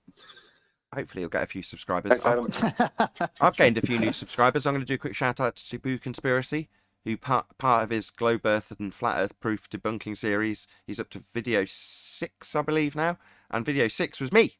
So he specifically asked me. I approached a lot of people, including him, to say, can you help me get to 20,000? And he, much smarter than I, got back in touch and said, well, actually, I'm producing a series about X. Can you give me Y? And I went, yes, I can indeed. So I gave it to him. He inserted it into a video, and it's essentially detailing how you can't have a sky vacuum, with a couple of people detailing on a blackboard and detailing with physical demonstration entropy increase. But check it out. That's on Taboo Conspiracy 3. And yeah, thank you very much indeed to you, Ben. Thank you very much. Really, really appreciate it. Very good video. So yeah, check out his full series. It's out. He's been releasing them. I don't know if there's more after this one. Hopefully there is. If not, great series already. There's 6 videos in that particular series. They're doing very well for him. And they're very concise, short videos, debunking outer space, debunking gravity, debunking geometric horizons, pointing out spatial assumptions, all sorts of different things. But it's got a whole great concise series, and they're all less than about 5 minutes, maybe, or thereabouts, 2 to 5 minutes, I would say.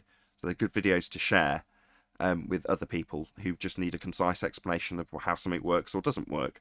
So I'm going to be sharing those videos a lot, Ben, just so you know. That's probably why I've got a few more views, because other people have done as I have, which is said, this is really good, this is really concise, I can share this with Joe Normie, and they'll get the point within 2 or 3 minutes. Brilliant work. I love it, Ben. Taboo Conspiracy, shout out to you. Just to have Chocolate say what he said again.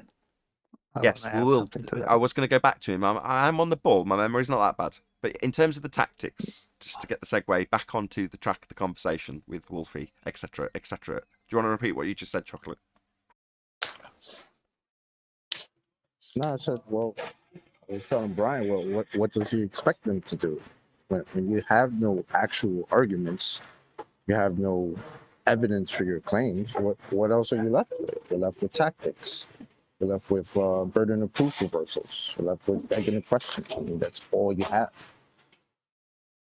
So when you said that, obviously, if they were seekers of truth, if they saw that the position they held was false, they would jettison it and say, wow, I was fooled. I'm going to look into see how they fooled me.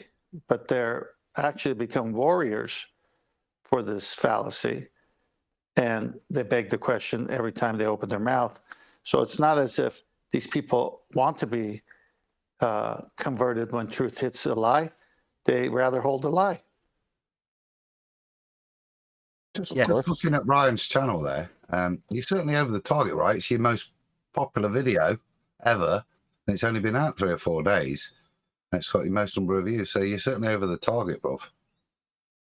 Yeah, I've noticed that actually. It seems to be getting a lot of views, and it's such a simple, very simple video. You know, I've been attacked on by the borders because it's so simple. You know, oh, you didn't talk about this. What about angle of attack? What about trimming for altitude? All this type of nonsense. Or tactics. Yeah, that's it. It's just simple. I said no one keeping it simple. Oh, you said something was you said something was caused by entropy. I think I said it was due to entropy, or maybe I did say I'm not sure. I can't remember what I said. But I said yeah. But that's all. We can keep it simple. I don't want to start telling people about how entropy is just a description of blah blah blah. I don't need all that. Just I want people to be able to see it and go, yeah. And anyone who did see it, who wasn't a baller, went, yeah, that's the end of that for airplanes. Do you know what I mean? There was nobody who saw it and was on the fence. They were either a baller or they understood. And if they are a baller, to get to that, I can't even remember to detail the full list of fallacies that's employed when asking you to justify why planes don't accelerate off into space when they're begging the question of level flight actually maintaining level flight above a curved surface. I can't remember all of those fallacies to detail them off in one sentence, but that was a description of what they're doing and asking you to do. You know, that requires mental processing. And at some point during that processing, you've got to, I would assume, if you're capable mentally, consider the alternative. And it's not tolerated mentally by those people. And that intolerance is pain. Yeah, they have to character assassinate the person because they need to find something, because that's all that's been going on. And I expected it because I've dealt with it for so many years. They have to find some small thing, like I said, entropy, due to entropy. That was enough. You know, something like that. For them to jump on and say, he doesn't know what he's talking about, he can't be right, my belief still stands. I love it. Because that's what they need, you know. You ascribe cause to entropy. You evil man. You didn't say as described by. Kick him out and hang him. You know, so what? Yeah, because of entropy. Yeah, misspeak. It's just simple misspeak. So what? Does it change your point? Did it change your point? I very highly doubt it. It's got a name when they do that, though. Majoring on the minors. Yep. Well, there was one guy called... Well done, Neil. Yeah, burn him at the stake. There's one guy called Jim Smith. Now he's like Agent Jim Smith from that's his avatar from the Matrix, and like he is a baller. But when And he asked me, he said it to me about it. I said, look, I said, entropy is just a description of phenomena we don't know the cause of. So I said, I said it as simple as possible in the video so people would understand. And I said, but it's not that I don't know that. And he went, yeah, fair enough. Do you know what I mean? He just accepted, well, that is the truth. Whereas the rest of them can't. Like, he must be a step ahead of them. I've just read some of the comments, Brian. You've got to worry, mate, because it's not only just all Hadron, they're getting a little racist as well, aren't they? To be sure. That's justified. Bit of that going on, and I think that's reasonable. That's all I think that's only reasonable. Sorry, Brian.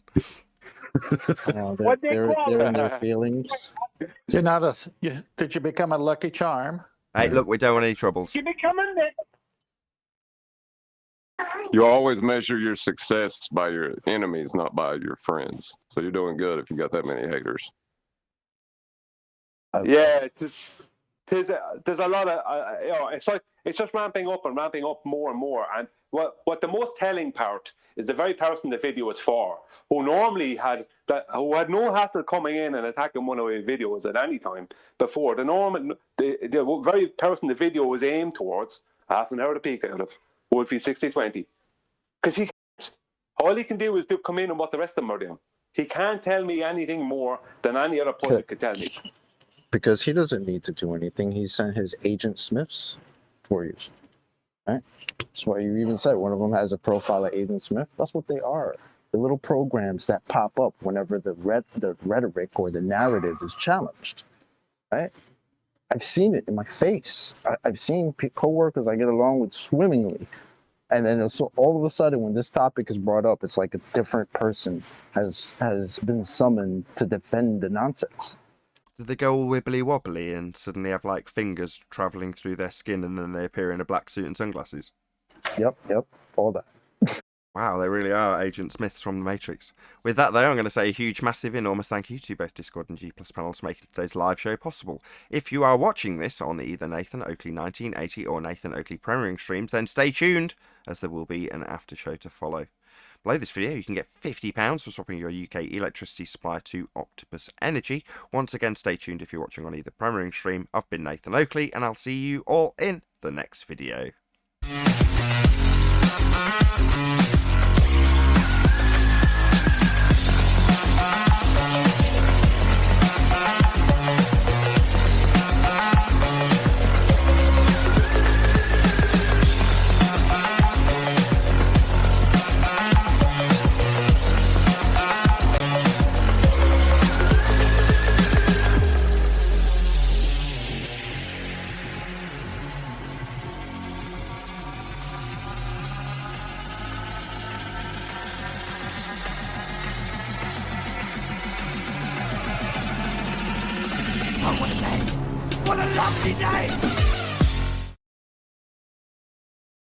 With me, but the thing about it is I'm a bit not sensitive to it, but I kind of jump on that stuff because I've gotten a lot of it. And there was another guy then who was sent the joke, but the joke was pretty okay, so I went, okay, fair enough. It was a kind of a Irish paddy joke. I went, fair enough. It was a joke I'd laugh at myself, so I don't mind. If it's funny, it's funny. But if it's not funny, then there's some kind of bitterness in that. Yeah, but Brian, the underlying thing is that we're dumb flat earthers. You know that, right? Can I just remind everybody that Mr. Sensitive, not Mr. Sensible, Mr. Sensitive, if you do something like that against him, he phones the police. Yeah, I was going to say this on the live show. A lot of it's projection. Yeah, that's true. I mean, when I knew when I was saying, I knew when I asked him, I said, "Are you being racist with me?" I knew that was going to set off alarm bells, because if you said something, if he was, let's say, if he was of an ethnicity or whatever, and you said something like that to him, then there would be a problem. You know, I'd say he wouldn't even ask you; he'd just report you. Don't justify you playing the race card. I mean, I can get away with it because I'm 14.5% Irish, so I can definitely get away with ribbing Brian or Pete Shea. Wait a second. How much Irish are you? What did I just say? 14.5%. Yeah, statistics are made up. 20% I of was all going to say, I'm sure statistics Nathan's just made that up on the spot. I'm Irish. But Brian, if you're in the area, I do need me drive tarmacking. That's an outrage, right? Outrage. Bearing in mind my surname's Riley and my whole family's from Ireland, it's fine. Yeah, What percentage are you? Anthony's family are probably more Irish than I am. Here in America, every St. Patrick's Day, everybody wants to be Irish. Why do to County Offaly? Why do Irishmen wear 2 condoms? Don't know. Go on. Boy. To be sure.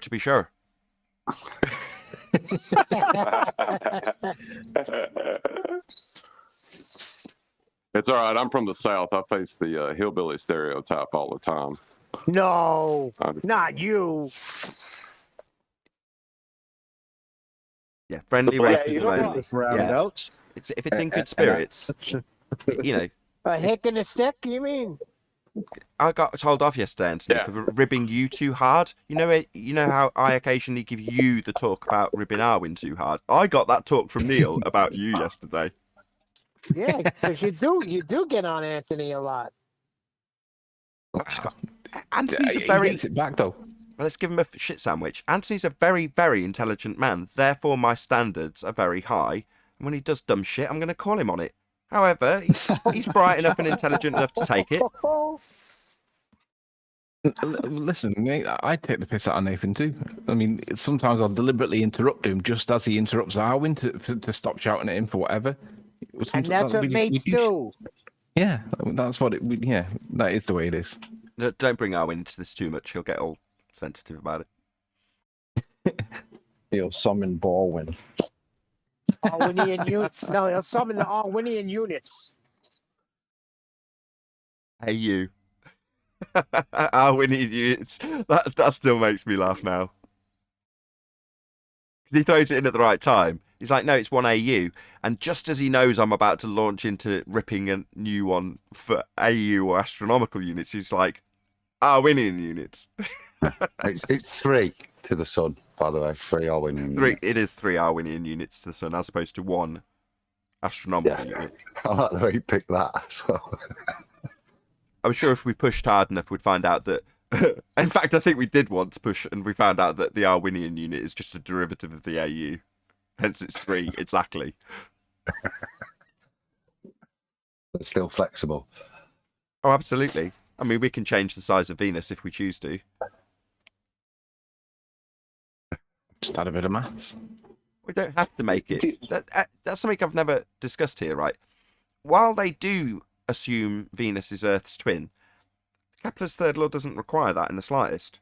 And it didn't, and it hasn't, and it's been changed. You know, whatever you want to pick for the scaling value. What's Kepler's third law, Nathan? I don't know off the top of my head. It's how you get the scaling math. You know it, and I lean on you every time, you bastard. Don't expose my failings here, Anthony. It's just the ratio of how far away they believe the planets are relative to the astronomical unit. So they can that's exactly scale what I it, said. They can't quantify it. That's exactly what I said. Yeah. The vague description you gave me is what I repeated, not knowing. You bastard. Yeah. That's all it is. Anyway, the point is you can change those scaling values. You don't have to apply Venus as Earth's twin. That isn't a necessity. That's just what they do now. You can apply any scaling value you like.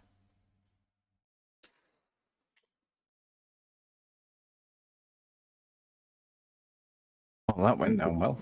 Well, no, I'd just like to say it's Orwellian. It's Orwellian, right? In terms of his disclaimers for flat Earth in 1984, he's not specifically saying that you can make the ground flat or curved. He's saying the stars can be made close or far. You know, you can apply that scale at any scale you like, but you can always do it within the assumption. It doesn't change anything in terms of the mechanics of what you'll see if you change those scales. Where is Arwen today? He's here. Oh, he's here. He's just probably going off doing shopping. He'll come back in about 10 minutes. He'll ask us to summarise the last 30 minutes of conversation when something really heated's going on while he's got a mouthful of food or something. Yeah. Then he comes back and wants to know what happened. Well, before he comes back, Anthony, go into Kepler's again. I missed it because Nathan rumpused you at that point. What were you Kepler's saying? third law is basically the scale, but it's not the quanta. So it's like, because they're putting the distances of the planets in the form of one astronomical unit away from the, like, obviously 1 AU is the distance of Earth to the Sun. Then they scale out the rest of it relative to that scale, but they don't know any of the distances. So they've got to get a distance from somewhere. So what they do is they assume that Venus is the same size as Earth, and then therefore they've got an actual distance if you assume that. Well, once you do that, then you can quantify the rest of the solar system. But until you do that, you're left with the scale, but with no distances. So the scale is infinitely variable. So it can be as far away or as big as you want, depending on how far away you want to push it. The smaller and bigger it has to be, the closer it comes, and so on. It's just scale. That's all. Okay, hang on. So go back to what you said earlier, because I went a little fast. So their baseline is begging the question. Yes. Yeah, this what we're discussing now is all under the heliocentric assumption. Yes, Tenth. This is all begging the question fallacy. Yes. The scale is built on the assumption of the heliocentric model, so it requires the assumption of orbits for the explanation of the transit and the differentials of the planets, particularly. So it requires all of those to be assumed to be described as in the heliocentric model. Then you build the scale that fits the observations, and then you apply whatever you want to that. But it's littered with assumption first, isn't it? The scales are built from the primary assumption of the heliocentric model, so it's a sun-based rotation as opposed to what we observe, which is everything rotating over us. Well, without measuring R, it's utter nonsense, isn't it? Yes. Well, I think that's 10th man's point. He's saying, isn't this all based on the pre-assumption that we're on a sphere? Who's rustling? That we're on a sphere. I think Anthony's doing painting or something. No, it wasn't me. Probably you moving your mouse with your mic gain turned back up. That damn mouse. Someone's writing. The thing about it is this, right? Now, all this was absolutely destroyed by Rumpus recently, right? When he admitted that when they were talking about angular size change on Brandon's, Rumpus admitted, this is what Rumpus said. He said, no, there is no angular size change to the stars because they're only a point source. They're too small to have an angular size change. They're just a point source of light. So they know that what they're looking at in the sky are just point sources of light. So that means they had to have only been making up stories about them. Because if they're just a point source of light, or any of these things are just point sources of light, then that means they have to have been just making up a big story. Because how could they know, right? How could they even get to the point of saying, well, Venus very likely is about the same size as the Earth we think it is and the size it is, when what they're looking at is just a point source. Well, there's actually a very good story behind that, Brian. It's ingenious, isn't it not, Anthony? Are you talking about Tycho Brahe? No. We will come Christian to Tycho Brahe Huygens. because he's part of this. I've been waiting for the time to interject Tycho Brahe, but no, Christian Huygens, in terms of his assumption, was described as, I believe, ingenious. I can put it on screen if you want, Nathan. It's in one of my tabs. Yeah, that would be great. Can you see Anthony's screen, Brian? Shout out to Jimmy. I'm just going to dig it out now. Imported. While Anthony's digging this out, right? Anthony sat on this for about 6 straight months, waiting for somebody to mention Christian Huygens, right? And he sat at the back of the room with the mic wide open, as he does, and then sprints out of his seat when he hears this guy, Jimmy, mention it in passing. And he's like choking on whatever he's eating, going, oh, did you mention Huygens? It was classic. Yeah, Jimmy's had 2 mentions in the show, right? He got mentioned earlier on for doing the exact same thing. Correct. While Nathan was starting the show, we were talking about him. Yeah. Okay, so let me just pause this game I'm playing in the background so I don't lose anything. Right, so it says, this is from NASA. Huygens wanted to give the sizes of these objects relative to the size of the Earth. He knew the relative distances, that's Kepler's third law. He knew the relative distances of the planets, but in order to convert his angular measurements into Earth diameters, he needed to find the distance from the Earth to the Sun in Earth diameters. Huygens solved this problem with an assumption. If he supposed that the planet Venus had the same size as Earth, he could then calculate the distance in Earth diameters from his measurement of its angular size. Then with the Copernican theory, he could calculate for the time of the observation a theoretical distance to the planet in terms of the radius of the Earth's orbital circle, the astronomical unit in our terms. Knowing the same distance in astronomical units and in Earth diameters, he might then calculate the length of an astronomical unit of the unit in Earth diameters. He might then repeat the assumption and the calculation for Mars. This is how you get the distances. Once you get one, if you assume one, you then get them all.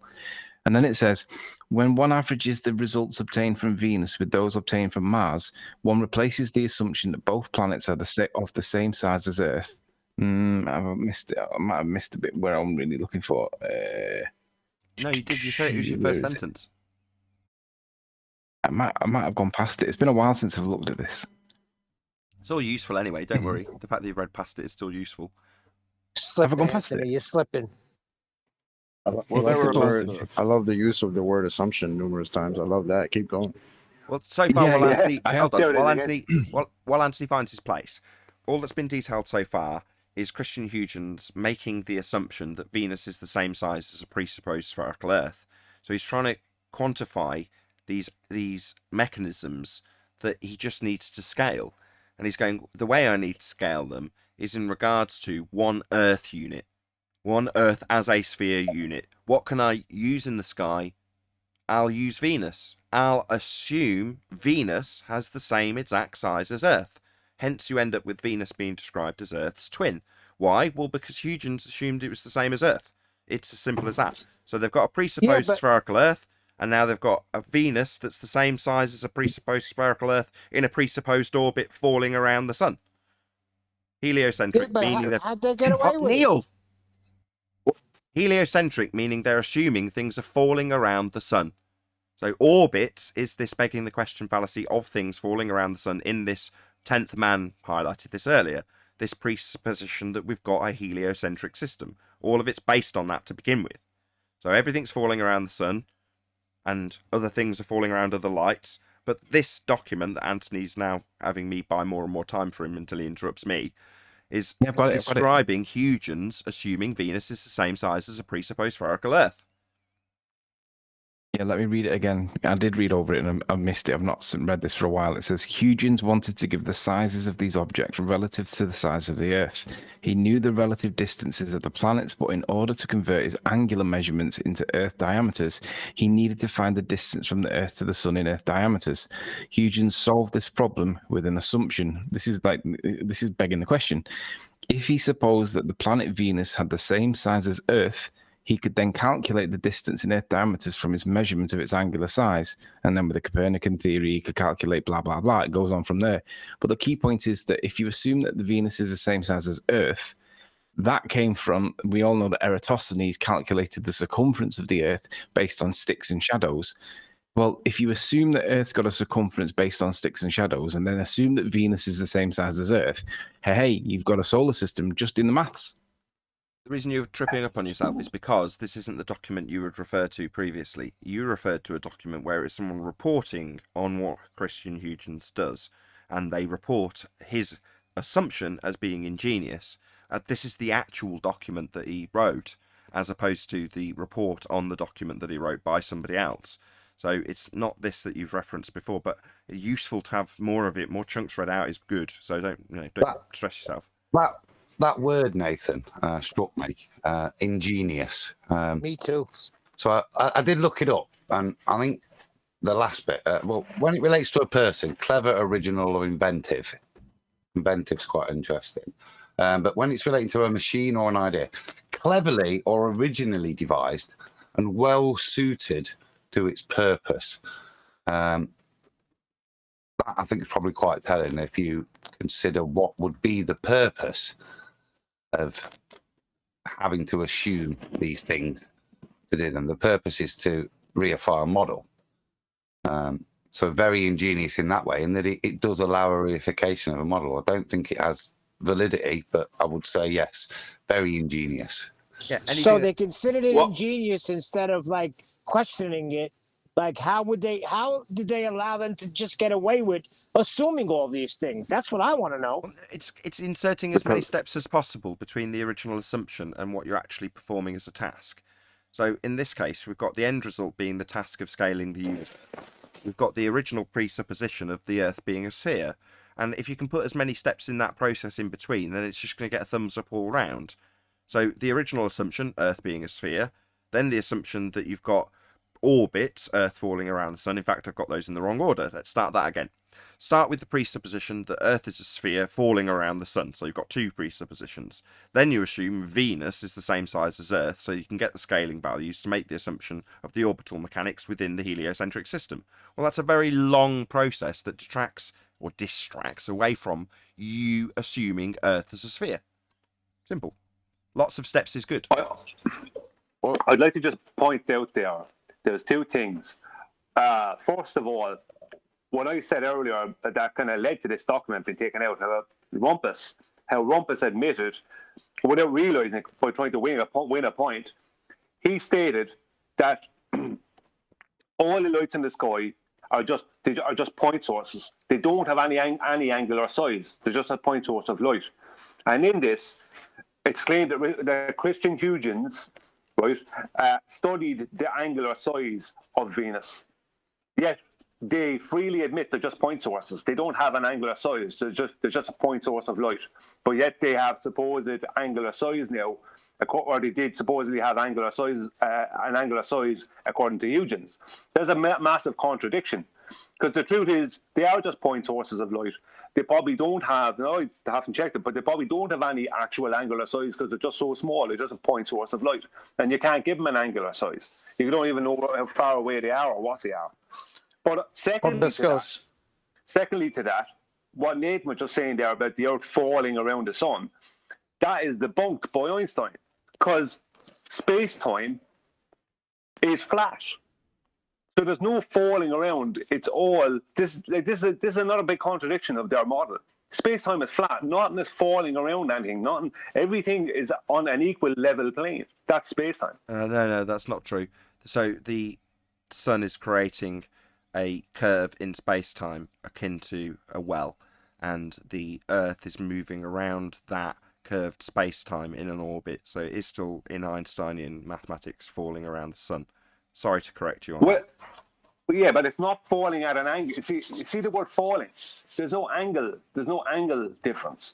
The point is that the center of the Earth in that model, in the space-time model, and the center of the other planets and the center of the sun are all on an equal line. They're all on the same horizontal line. Yeah, the well that's created by the sun. The well that's created by the sun is supposedly, but see, that's another thing as well. That's incorrect too, because the well that the sun creates, like Earth, is not within that well. There's space-time between the Earth and the sun, and that's flat. This is the thing. Einstein, if you look into what Einstein, see, the reason people think that is because they look at these demonstrations where they put these balls onto blankets. You know, this kind of nonsense, onto tarpaulins. And the big ball goes in the center and it weighs down the center and everything starts falling in around it. That's not, if you look into it, that is not what Einstein was that is not it. Einstein didn't actually show it that way. Einstein's space-time is flat. And let's just say between the Earth and the sun, it's flat. There's a flat piece of space-time, right, between the Earth and the sun. It's all horizontal. Okay, but we're into now arguing about pseudo-Riemannian force space and how matter bends the space-time in order for this orbital mechanical description in pseudo-force space works. That's what we're arguing about, right? How it works, but it doesn't work. Yeah. It's not. This isn't anything real. Well, it falls apart too because it's relying on the radius. They're inserting a mathematical. It's true. Like, We're laughing at John Radius. because his timing is impeccable. It needs John, while I'm contemplating the vast nature of us begging the question, to just come in and say, you do realise this entire argument is moot because this entire argument is based on a radius value that's debunked. Yeah, we're talking about it. 10th pointed out really early on. Isn't this all based on a presupposition? Yeah, it's based on a heliocentric presupposition. Well, what's that based on again? R. So you need John to come on and say, yeah, we've debunked R, by the way, lads, because it sums it up nicely at the end, doesn't it? I also wanted to put into the mix, because that is what you just said, that is the straw that breaks the back of the ballers. But even prior to that, in King's Dethroned, in Cathexis, he actually reads the whole book on his channel. And I ordered the book. And it's interesting. It's all about this guy, Hippocrates. And he just, for whatever reason, I can't remember now, but he just said, okay, everything is really far away. And everyone that came after him said, okay, we got to base everything on what that guy just said. Everything is really, really far away. Okay, well, where's the proof that everything is really, really far away? I mean, he just made that up. But then everything that went after him couldn't deny that. And so, like you said, Nathan, earlier, it isn't just one statement. It's each piece builds upon the previous presupposition. Well, let's actually entertain a bit of that. I was just about to round out, but I'm not going to because I've just remembered that Brian wanted to talk about Tycho Brahe, and that links in beautifully. You still there, Brian? Oh yeah. Well, about what happened with Tycho Brahe, yeah, that he sarcastically said that for the lights in the sky that we're seeing to be that far away, they would have to be humongous in size, and they just ran with that sarcasm, didn't they, Nathan? Yeah, they reverse engineered his criticism into being the actual rhetoric. So it kind of, if it was to be dramatised, it'd be, well, they'd have to be enormous, says Tycho Brahe. And they all scratch their heads and say, they're enormous. They did a Newton on him then. Ingenious.